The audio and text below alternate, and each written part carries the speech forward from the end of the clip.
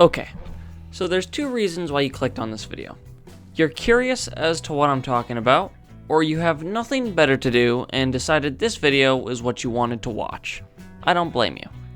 I just want to go out on a limb here and say, hypothetically speaking, you got bored from playing For Honor. Crazy, I know, but stick with me here. And you notice this locked button on the main menu that says Arcade.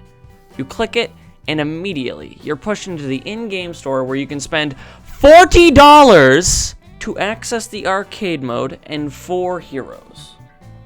Most people who saw this probably thought, $40? No thank you. And then proceeded to play more Dominion. Unlike them, I coughed up $40, and I'm here to tell you if it was worth it or not by going through the pros, the cons, the overall experience, and what could be changed to make arcade better. For everyone and for my sake, this video is solely based off of opinion. So before you start typing up an angry comment because my opinion doesn't match with yours, just know that it is just a game. I'm not attacking anyone or Ubisoft in any way. This is also my first serious review video, so don't expect top tier quality. Now we can continue to the pros. I want to start this off strong, and I want to say the first pro is that it's procedurally generated. The story that the journey sets us on seems to be random, which personally I agree with. I love that the story that's used is original, with every chapter unraveling towards an acceptable ending. The stories are clear, concise, and incredibly linear, which makes it easy to follow along. The second pro I would like to say is the combat. I would say that the combat is actually fun. The modifiers play a massive role in this, which can make any fight slap, unless you're a dumbass like me and played with an underleveled character. The fights are engaging, which is pretty impressive knowing they are bots. I would be lying if I said I wasn't tricked by a bot's feint grab.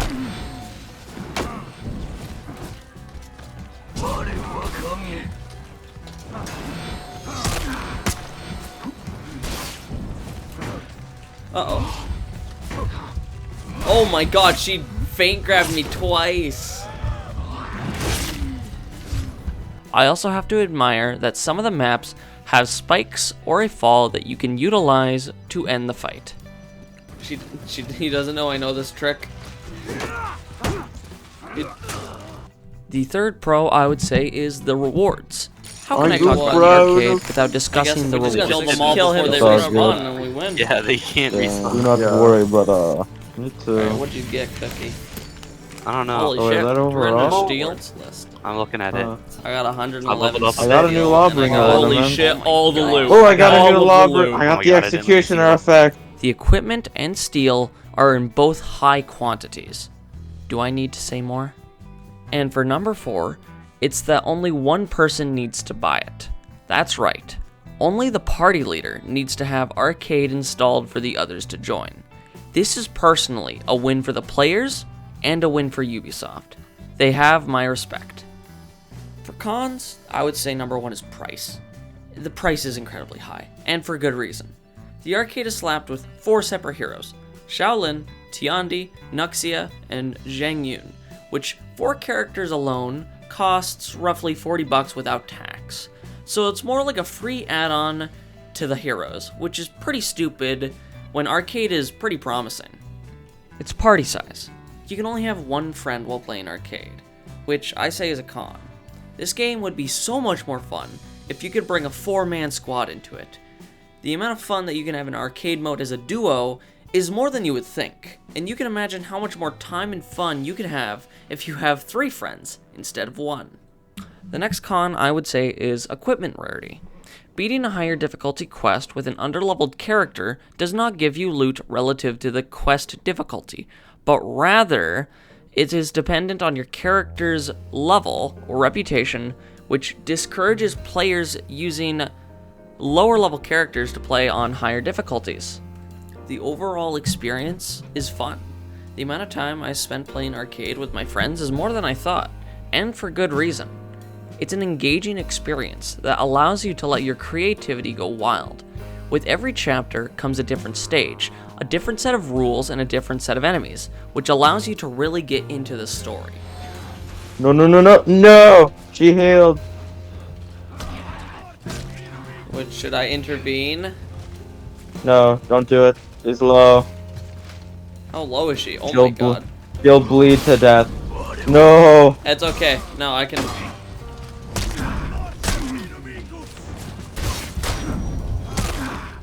How dare you attack someone else! I thought I was someone special to you. That is truly amazing.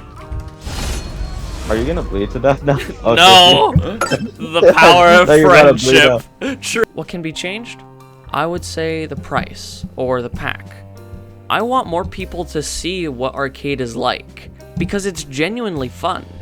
But the $40 price tag is what would stray people away from trying arcade.